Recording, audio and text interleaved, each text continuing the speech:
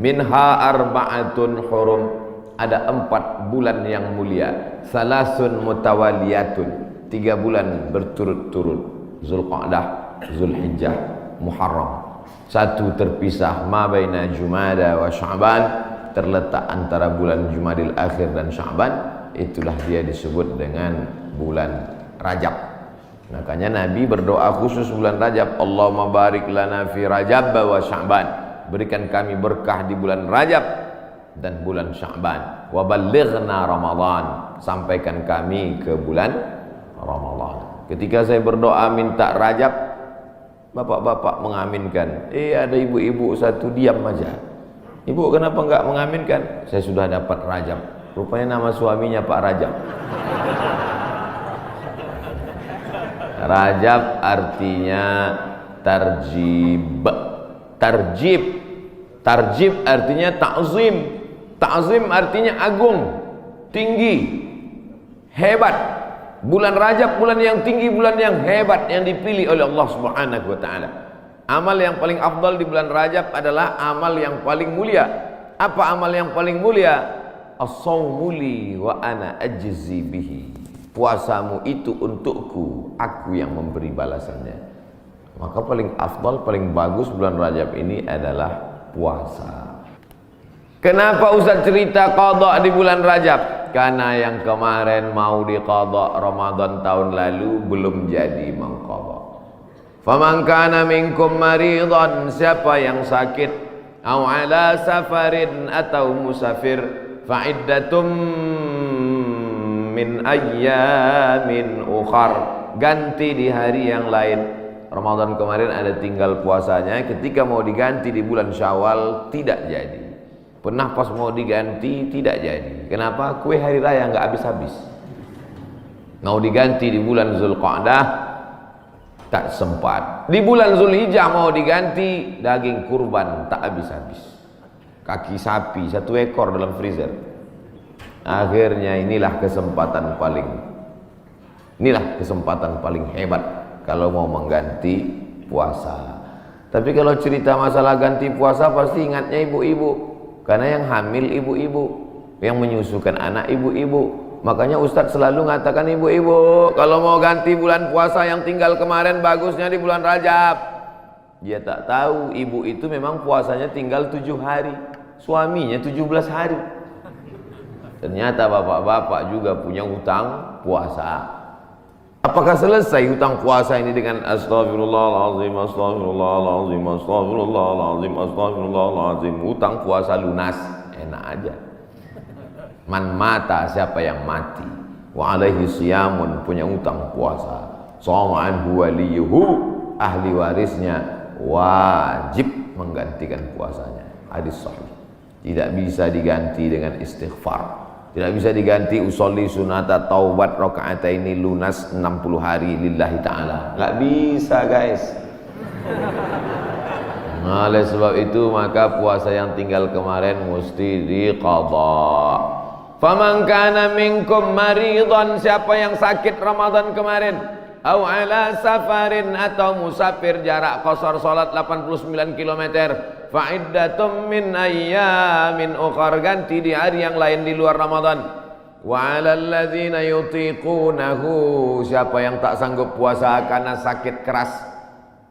Pak Ustadz, saya nggak bisa puasa di Ramadan, nggak bisa puasa di Syawal, nggak bisa puasa di Zulqa'dah, Zulhijjah, Muharram, Safar, Rabiul Awal, Rabiul Akhir, Desember, Januari, Februari, Maret, April, Mei, Juni, Juli, nggak bisa puasa.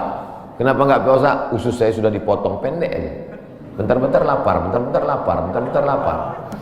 Sampai mati nggak bisa, atau kena penyakit mah akut, atau kena diabetes mellitus akut, atau kena jantung akut, atau apapun sebabnya, atau kena tua renta 70-80 nggak bisa puasa, fa'iddatu min ayamin ukhar, bagi yang musafir dan sakit. Tapi bagi yang nggak sanggup sampai mati, fidyatun ta'amu miskin, bayar fidyah, makan 1 hari fakir miskin. Bagaimana dengan perempuan hamil dan menyusukan anak? Masuk yang mana dia? Kalau dia musafir, sakit, ganti. Kalau sakit keras, tua renta, bayar fidyah. Perempuan yang hamil dan menyusukan anak tidak disebut dalam ayat ini, maka ulama berijtihad, lain kepala, lain isinya. Rambut sama hitam, isinya macam-macam. Perempuan yang hamil dan menyusukan anak, 3 mazhab ulama. Mazhab yang pertama, menurut Imam Abu Hanifah, mazhab Hanafi, hanya mengqadha saja. Jadi kalau ada ustadz mengatakan ibu-ibu yang hamil menyusukan anak tinggal puasanya qadha saja, itu berarti mazhab Hanafi. Sedangkan mazhab Abdullah bin Abbas mengatakan bayar fidyah saja. Ibu pilih yang mana? Mau qadha aja atau bayar fidyah? Saya qadha aja Pak Ustadz. Saya kalau keluar duit nih malas. Ibu pilih mana? Saya nggak tahan lapar Pak Ustadz. Mau bawanya mau ngemil ngunyah aja. Jadi saya bayar aja. Yang mau qadha saja mazhab Hanafi. Yang bayar fidyah saja pendapat Abdullah bin Abbas. Mazhab Syafi'i yang mana? Mazhab Syafi'i lihat dulu dia tak puasa karena apa. Kalau dia tidak puasa karena dirinya, karena lemah, karena tak mampu, qadha saja. Tapi kalau ada unsur anaknya, kenapa ibu tak puasa? Janin saya lemah, sudah diperiksa USG oleh SPOG, spesialis obgyn kandungan. Katanya janin lemah, ibunya sehat tapi janinnya lemah. Maka kalau sebab anaknya dia tidak puasa, maka dia kena 2 double, bayar fidyah dan puasa qadha. Laki-laki mesti tahu. Saya untuk apa tahu? Saya kan gak hamil dan menyusui. Istrimu hamil dan menyusui. Itulah untungnya ibu-ibu yang suaminya pengajian. Pulang dia dari sini nanti diingatkannya, ibu, nanti hari Senin kau puasa. Tapi kalau suaminya Fir'aun, ibu sedang puasa pun disuruhnya buka puasa. Apa yang kau puasa? Bapak ibu yang dimuliakan Allah, ar-rijalu qawwamuna 'alan nisa. Berapa banyak puasa ibu, maka suami ikut bertanggung jawab. Kenapa? Karena istrinya itu tidak puasa gara-gara suaminya. Coba kalau kau tengok saja istrimu itu. Oleh sebab itu maka tanggung jawab luar biasa di hadapan Allah Subhanahu wa taala. Itulah maka saya sampaikan subuh ini tentang pentingnya mengganti puasa di bulan Rajab. Karena ini salah satu kemuliaan, dapat double 2 pahala yang diberikan Allah Subhanahu wa taala. Kalau mau diqadha pakai puasa Nabi Daud, bagus. Yasumu yauman wa yuftiru yauman. Puasa ini bagus karena saluran darah kita ini mampet. Saluran darah ini sama seperti saluran air. Karena di dalamnya banyak lemak-lemak, banyak kolesterol, akhirnya tersumbat. Coba hidupkan keran air kencang, tapi pipanya digulung. Kerannya kencang, pipanya digulung. Apa yang terjadi? Bam! Pecah pembuluh darah. Oleh sebab itu salurannya mesti bersih. Bagaimana membersihkan saluran air? Ada serbuk yang menghilangkan minyak-minyak. Bagaimana cara membersihkan saluran darah? Maka bakteri-bakteri, kuman-kuman, penyakit-penyakit, kolesterol bisa habis bersih. Kenapa? Diri memakan diri sendiri dengan menahan makan minum selama dari pagi sampai petang. Makanya orang kalau cek darah dia nggak boleh makan minum. Saya dulu ketika cek dari ujung rambut sampai ke ujung kaki, Ustadz Somad besok medical check up, datang jam 10 pagi ke rumah sakit. Baik Pak Dokter, tapi syarat darahnya harus bersih. Gimana cara membersihkan darah Pak Dokter? Dari pagi sampai cek darah jangan makan berat, jangan sampai masuk nasi uduk, ayam penyet, ayam patah, ayam mati, ayam supaya darahnya bersih. Baru saya paham, rupanya membersihkan darah dengan tidak memasukkan makanan. Tapi itu bonus dari Allah. Dengan banyak puasa tubuh sehat, dengan banyak puasa badan sehat, dengan banyak puasa tidak ada kolesterol darah tinggi, diabetes mellitus dan kawan-kawannya. Dengan banyak puasa, banyak perempuan-perempuan sekarang rajin puasa, niatnya bukan lillahi ta'ala, diet ta'ala. Itu diet, itu bonusnya, hadiah dari Allah Subhanahu wa taala. Tetapnya niatnya tetap nawaitu shauma qadha'in, saya berniat besok puasa qadha lillahi ta'ala. Adik-adik mahasiswa, mahasiswi bagus banyak puasa, hemat belanja. bagus puasa. Wa antasumu khairul lakum, dengan banyak puasa itu lebih baik bagimu, begitu kata Allah Subhanahu wa taala. Habis bulan Rajab, saya nggak bisa puasa Pak Ustaz. Kenapa kau tak bisa puasa? Dokter ngasih tahu Bapak jangan puasa. Kalau puasa mati. Jangan puasa. Ngadu si bapak ke ibu, Bu, tadi dokter ngasih tahu saya nggak boleh puasa. Kenapa bang? Karena kalau puasa mati. Abang mati aja lah. Tak boleh pilih mati. Kalau pilih dua, antara sakit atau mati, tidak boleh pilih mati. La tulqu bi aidikum ila tahlukah. La tulqu bi aidikum ila tahlukah. Jangan jerumuskan dirimu ke dalam kebinasaan. Maka jangan memilih mati daripada puasa. Kita diberi keringanan oleh agama Islam. Saya mau mengisi bulan ini Pak Ustadz, tapi puasa nggak sanggup. Banyak-banyak sholat sunnah. Sholat sunat wudu. Usolli sunnatal wudu raka'ataini lillahi ta'ala. Bilal, sini. Ada apa ya Rasulullah? Sami'tu daffan alaika baina yadayya fil jannah. Ku dengar suara gesekan sendalmu dalam surga. Bilal, kedengaran suara sendalnya dalam surga. Kresek, kresek, kresek, kresek, kresek. Sendal kalau digesekkan ke tanah berbunyi kresek, kresek. Apalagi sendal baru. Kresek, kresek. Bilal, aku dengar suara gesekan sendalmu dalam surga. Apa amalmu Bilal?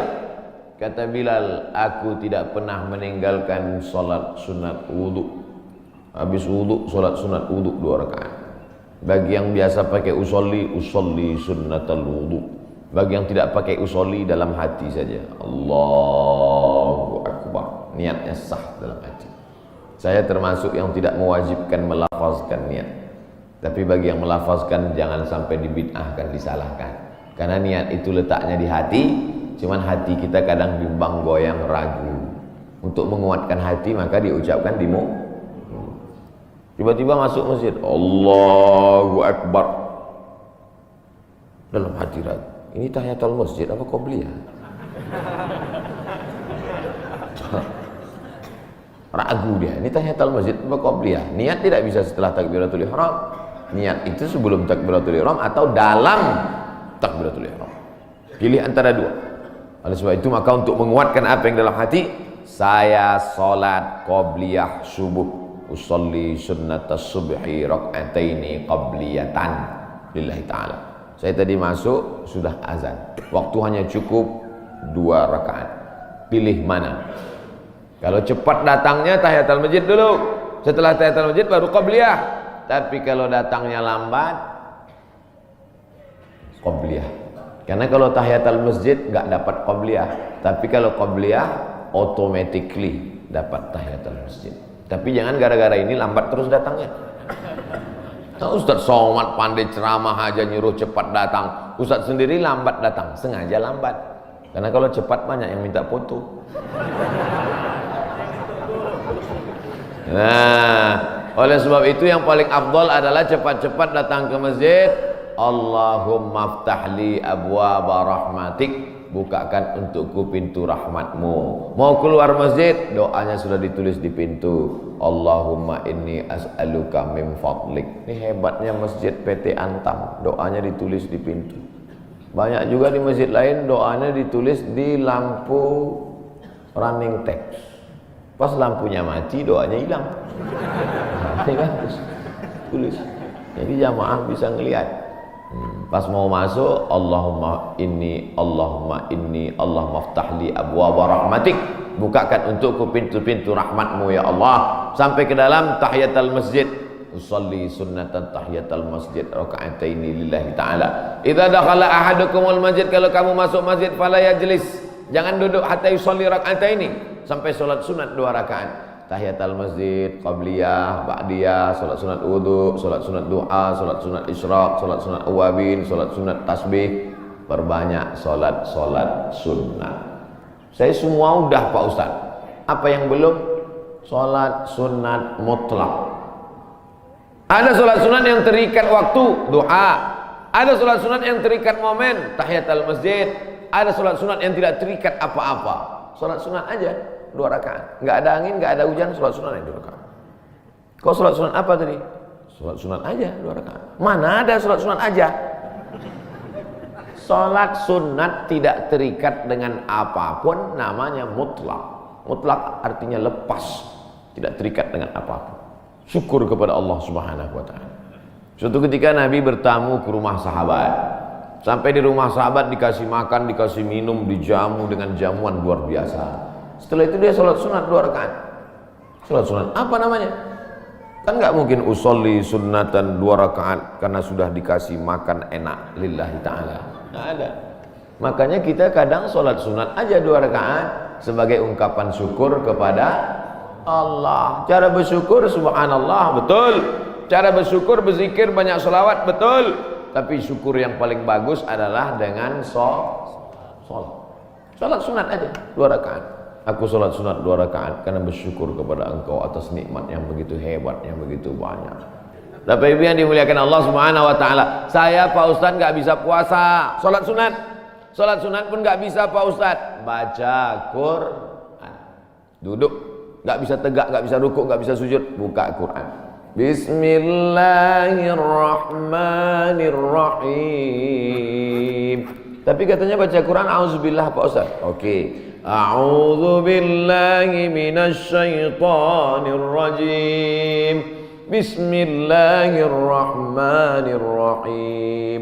Ya ayyuhan nas, wahai manusia, ittaqu rabbakum, takutlah kamu kepada Allah. Inna zalzalatas saati syai'un azim. Sesungguhnya bumi akan bergoncang dan hari itu kiamat terjadi, azabnya amat sangat kuat.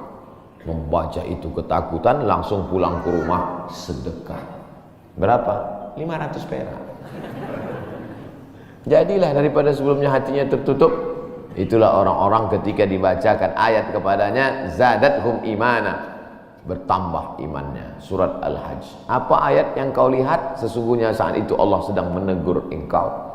Wa taran nasa sukara, kau lihat manusia waktu itu seperti mabuk. Wa mahum bisukara, mereka bukan mabuk.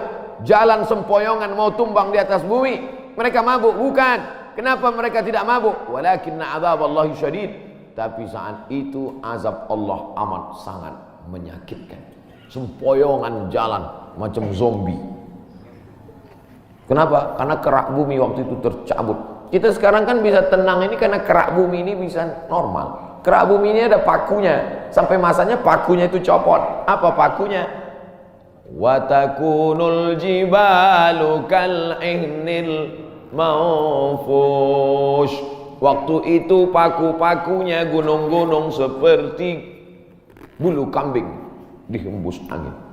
Ada kalanya Allah menyebut kal'ihnil manfush. Ada kalanya disebut kal farashil mabthus, seperti rayap yang berterbangan, seperti nyamuk yang berterbangan, habis semuanya. Kalau Gunung Bromo, Gunung Kidul, Gunung Merapi, Gunung Kelut seperti rayap yang berterbangan, lalu kita seperti apa? Kalau ada tetangga bapak yang sombong, yang angkuh, ambil rayap, hembuskan ke mukanya. Begitulah nanti saudara. Kalau Gunung Kidul, Gunung Bromo, Gunung Merapi seperti rayap, lalu kau seperti apa nanti di hadapan Allah? 2 kemungkinan, dia taubat atau makin ngamuk. Kita ini nggak ada apa-apanya. Yang disombongkan itu apa? Yang diangkuhkan itu apa? Maka mesti banyak-banyak ibadah. Itu yang akan dibawa menghadap Allah Subhanahu wa taala. Tadi malam ada yang ngirim ke grup WhatsApp. Percakapan antara ayam dan anaknya. Bapak Ibu udah dapat? Apa kata anak ayam? Mama, kenapa manusia itu hebat ya? Namanya macam-macam setelah lahir ke dunia.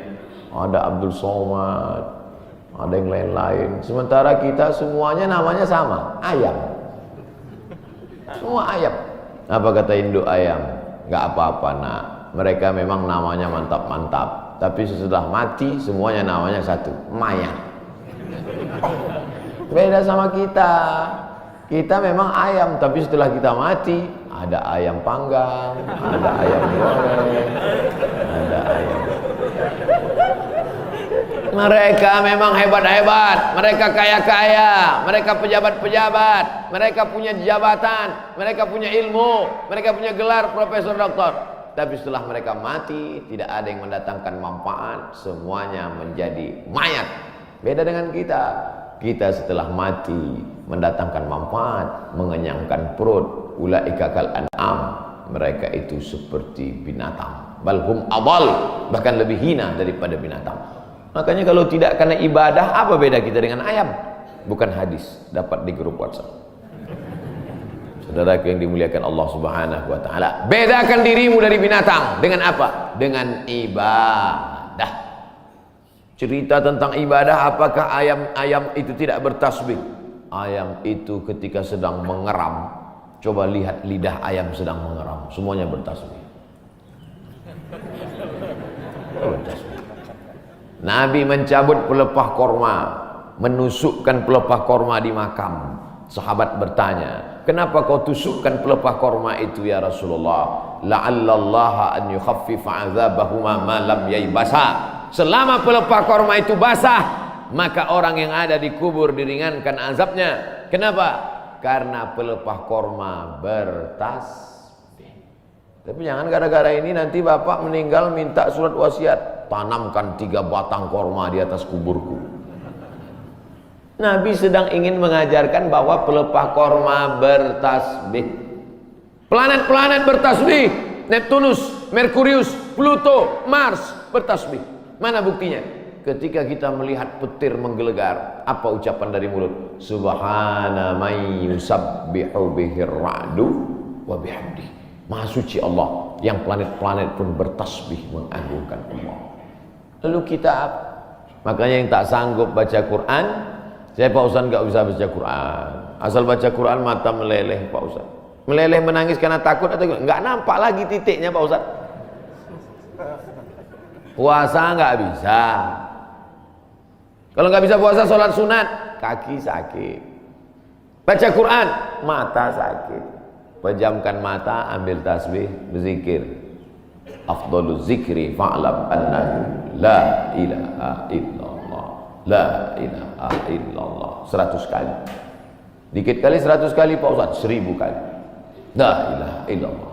Baca selawat, istighfar 1000 kali. Selawat 1000 kali. La ilaha illallah 1000 kali. Isi hari-hari bulan Rajab ini dengan kemuliaan. Belum tentu bulan Rajab tahun depan kita masih hidup. Saya insya Allah hidup, Bapak Ibu nggak tahu. Yakin sekali Ustaz Somad ini. Mati jangan dicari, tapi kalau dia datang kita tidak akan bisa lari. Ainama takunu yudrikumul maut. Dimanapun kau berada, mati akan datang menghampirimu. Walau kuntum fi burujim musyayyadah. Walaupun kau berada di dalam tembok yang sangat kokoh. Dulu orang Arab kafir musyrik dibuatnya tembok, masuk dia ke dalam, sembunyi. Oh, pertanyaan, saya sangka surat kematian. Kita akan dituntut di hadapan Allah Subhanahu wa taala. Begitulah Allah. Jadi intinya isi bulan Rajab, pertama puasa, kedua salat sunat, ketiga baca Quran, keempat zikir. Saya 4-4-nya udah Pak Ustaz, mantap. 4-4-nya belum Pak Ustaz, mulai hari ini. Puasa sunat niatnya boleh setelah sholat subuh. Pulang dari sini sampai rumah, lihat lemari makan, nggak ada makanan, puasa sunat. Tapi dengan syarat dari azan subuh tadi nggak masuk apa-apa. Jangan sampai udah 3 batang masuk. Puasa sunat nggak bisa. Batal.